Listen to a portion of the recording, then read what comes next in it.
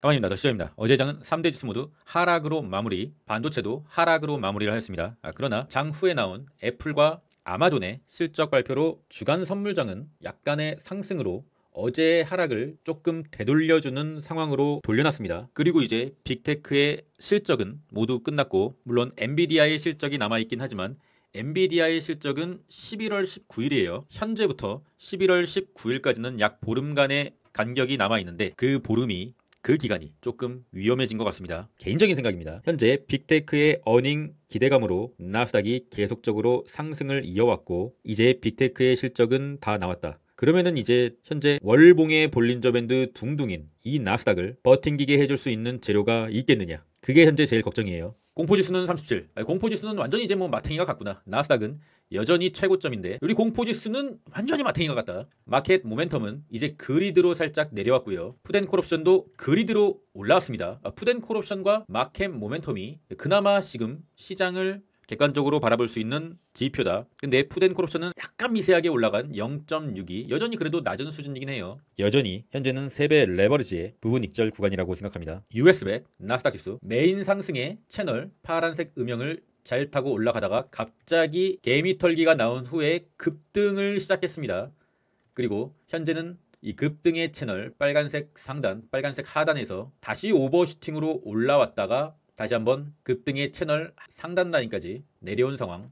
4시간 봉으로 봤을 시 4시간 봉의 이평선을 뚫고 내려오면은 이제 나스닥의 급등의 상황은 종료가 된 겁니다. 그렇기 때문에 이 구간에서는 3배 레버리지의 부분 익절이 필요한 것이죠. 제가 말씀드리는 것은 평단이 높으신 분들, 그러면 수익금이 굉장히 줄어들 수 있으니까. 하지만 이렇게까지 조정이 와서 내려온다 하더라도 대략적으로 한 2% 정도 내려도 나스닥이 끝난 건 아니에요. 조정은 아니에요. 다만 빠르게 내릴 수는 있겠죠. 이제 모든 게 다 끝나서 내리는 게 아니라 고점이니까 차익 실현 물량이 나와서 내려올 수는 있다는 거예요. 뭔 말인지 아시겠죠? 현재는 조심해야 될 구간이죠. 그런데 또 시저같이 공포의 구간에서 사서 이런 상승의 기간들을 모두 다 먹은 사람들, 3배 레버리지는 그렇게 하는 거예요. 요럴 때 막 사가지고 1% 먹고 2% 먹고 이렇게 하는 게 아닙니다. 급락의 구간에 사서 상승을 다 먹고 그 물량들을 야금야금 털어가면서 수익을 실현하는 게임, 그게 3배 레버리지입니다. 엔비디아는 그래도 강하네요. 엔비디아는 딱히 많이 내리지도 않았어요. 볼린저 밴드 둥둥에서는 절대로 매수를 하는 게 아니라고 했죠. 볼린저 밴드 둥둥 때 제일 많이 나오는 말이 이제는 끝없이 간다, 오늘이 저점이다, 이런 개소리를 하는데, 볼린저 밴드 둥둥에서는 사는 게 아니고 매도다, 누차 말씀드리잖아요. 그래도 엔비디아는 굉장히 세다. 아직 실적 발표도 남아있기 때문에 실적 발표 전에 이렇게 급락을 하는 일은 없을 거예요. 채널을 그어보면은 계속적으로 상승의 느낌이 있고요.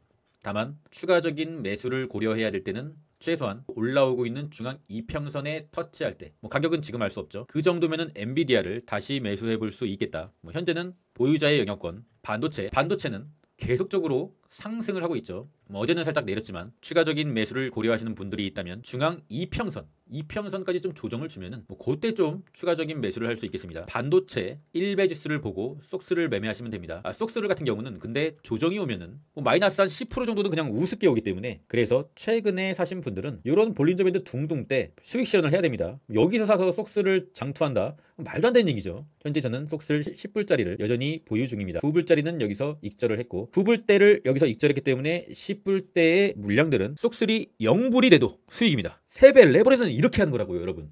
어쨌든 현재 속슬 같은 경우는 추가 매수를 할 때는 당연히 아니고요. 보유자분들은 평단이 낮을 경우에는 부분 익절을 좀 하셔야 되는 상황이고, 부분 익절을 어느 정도 했다 그러면은 남은 물량은 조정을 쳐맞을 준비를 하고 있을지 없을지는 모르지만 11월 또는 12월의 강세장에서 마지막 물량을 털 준비를 한다. 안전마진을 챙겼기 때문에 나머지는 조정을 쳐맞고 다시 한번 상승을 기대해보면서 매도 타이밍을 잡는다. TQ도 여기서 한번 절반을 털었어요. 물론 그 이후로 개급등이 한번 나와서 좀 아쉽긴 하지만 TQ도 마찬가지입니다. 저 같은 경우는 TQ는 30불대의 평단을 3계좌에 갖고 있는데 현재 1계좌를 털었고요. 나머지 2계좌는 TQ가 0불이 돼도 수익이거든요. 이미 한번 수익 시전을 했기 때문에 전략은 똑같죠. TQ도 조정을 쳐맞을 준비를 하고 나머지 물량은 연말에 빠져나오던가 아니면은 조금 더 홀딩을 해보던가 그런 계획을 짜야 할 때, 애플은 시간 외에서 실적 발표 후에 급등이 나왔습니다. 역시 애플 걱정은 연예인 걱정이 맞았네요. 우리가 이런 종목을 장투를 하셨어야 되는데 애플 주주분들은 축하드리고요. 구글 같은 경우는 그저께 실적 발표의 호조로 장대 양봉을 쏘고 어제는 살짝 조정을 받는 모습. 근데 뭐죠? 볼린저 밴드 둥둥. 요 캔들 기억하시고요. 아마존은 오늘 아침 실적 발표에서 급등을 해주는 모습. 그리고 뭐 여기에 지금 위치한 거죠, 결국엔. 그러면은 뭐냐? 볼린저 밴드 둥둥. 오늘은 볼린저 밴드 둥둥으로 시작합니다. 구글이 볼린저 밴드 둥둥으로 시작되고 살짝 조정이 나왔죠. 이제 볼린저 밴드 안으로 들어오는 흐름을 보인 후 다시 한번 뭐 상승할 수는 있겠지만 아마존도 똑같은 길을 간다. 그래서 저는 가지고 있던 아마존 2배 레버리지를 오늘 실적 발표를 확인하고 적절하게 익절을 했습니다. 뭐 더 갈 거라고 보는데 일단 볼린저 밴드 둥둥이니까. 그리고 이미 TQQQ를 갖고 있기 때문에 아마존이든 뭐 애플이든 엔비디아든 뭐든 간에 다 갖고 있는 거예요. 결국엔 개별주는 4848 하고 있습니다. 메타는 200일선을 좀 이탈하는 흐름, 상당히 좀 차트가 위험해졌는데 이 파란색 선은 제가 멤버십 회원님께도 말씀드렸는데 650불 요 선이 뭐냐면 메타의 주봉 추세 이탈선입니다. 주봉 추세가 이탈되면은 급격하게 한번 내린다. 굉장히 위험했던 순간이죠. 근데 공교롭게도 650불을 정확하게 찍고 반등을 해줬어요. 주봉 추세 이탈되면은 사요나라기 때문에 추세 우하향으로 가는 차트가 완성되기 때문에 그때는 추매가 아니라 손절이거든요. 그 최공포의 구간에서 매수를 했었어야 됐네요. 알고 보니까. 어쨌든 650불이 절대 깨져서는 안 됩니다.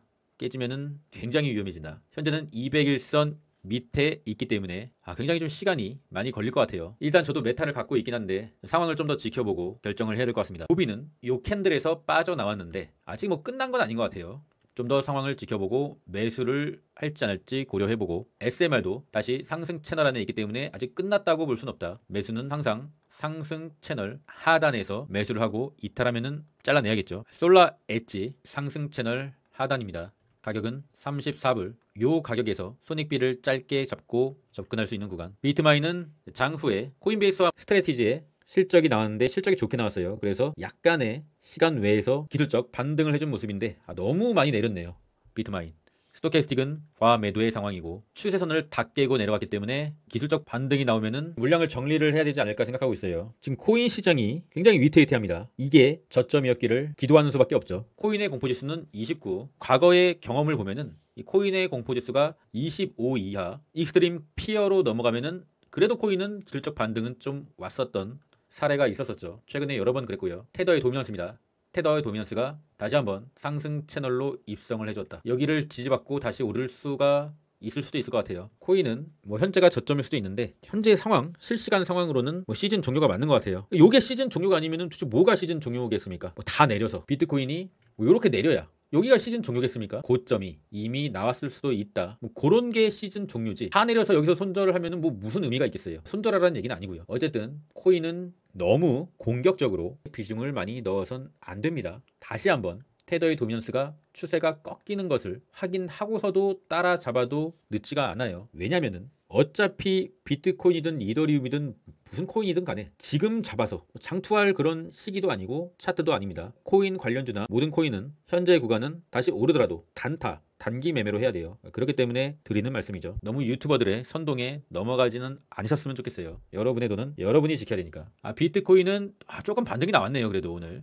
200일선을 명확하게 이탈하면은 이 200일선이 이게 꺾이게 돼요. 꺾이게 되면은 이건 돌이킬 수가 없어요. 뭐 121선이나 뭐 20일선이나 뭐 이런 거는 뭐 수시로 변하기 때문에 돌이킬 수가 있는데 200일선이 이렇게 꺾인다. 그러면 끝난 거예요. 이거는 영원히 안녕. 뭔 말인지 알죠? 어쨌든 코인은 현재 약간의 기술적 반등을 하고는 있습니다. 뭐 다행입니다. 저는 물론 비트X도 갖고 있어요. 아직도 수익률이 크니까. 그런데 슬슬 빠져나올 생각을 하고 있다. 이더리움은 이 빨간색 선 3,600달러 하방의 채널까지 이탈하게 되면은 정말 이건 사요나라인데. 그리고 시즌 종료의 가격 검정색 라인 25년 4월 최저점을 기점으로 엄청 크게 보면은 우상향이긴 해요. 그런데 그 검정색 선을 이탈하면은 시즌 종료죠. 지금 거기가 올랑말랑 지금 하는 것 같아요. 아무래도 좀 비관적으로 볼 수밖에 없는 상황. 제가 틀리길 바라고 있습니다. 제가 틀려야 어쨌든 제 계좌도 살아나는 것이고 여러분의 계좌도 살아나는 것이니까. 그런데 너무 악랄하다. 이렇게까지 내리면은 누가 사겠습니까 이걸. 개미들의 투심을 불러일으켜도 모자랄 판국에 코인의 세력들은 이 판을 끝내려고 하는 것인가. 다시 한번 말하지만 우리가 우리의 소중한 돈을 많이 넣어야 할 곳은 나스닥 지수, 그 다음에 빅테크, 그 다음에 이제 이런 비트코인과 이더리움입니다. 오늘의 일정은 원래 PCE 물가지수가 있었는데 연기가 됐다고 하더라고요. 그래서 오늘은 딱히 중요한 지표는 없다. 다만 이제 금요일이기 때문에 그리고 말일이기 때문에 어제와 같은 좀 변동성이 예상되고 있습니다. 여전히 단기 매매는 하시되 현재는 강하게 물량을 실어야 될 상황은 아니죠. 계속적으로 하고 있습니다. 단기 매매는 계속하고 있고요. 어제 살짝 조정을 받았는데 장투 물량들은 여전히 큰 수익 중이긴 해요. 한 달간 고생 많으셨고요. 이제 25년에 피크 타임인 11월과 12월로 넘어가서 라스트 댄스를 준비해야 될 시간. 어차피 바람에 흔들릴 나무에게 흔들리지 말 것을 바라지 마라. 그 나무는 내가 아무리 빌고 원해도 바람에 흔들릴 나무이다. 기대하지 마라. 상처받지 마라. 그대만 단단하면 된다. 무너지지만 마라. 장기 투자를 하시는 분들을 위한 글 같네요. 현금은 산소죠. 현금이 있으면 언제든지 다시 부자가 될 기회는 남아있다. 그래서 반드시 현금 비중은 일정 비율을 가져가야 되는 것이고요. 중요한 건 무너지지만 마라. 그럼 전 끝까지 하겠습니다. 이상입니다.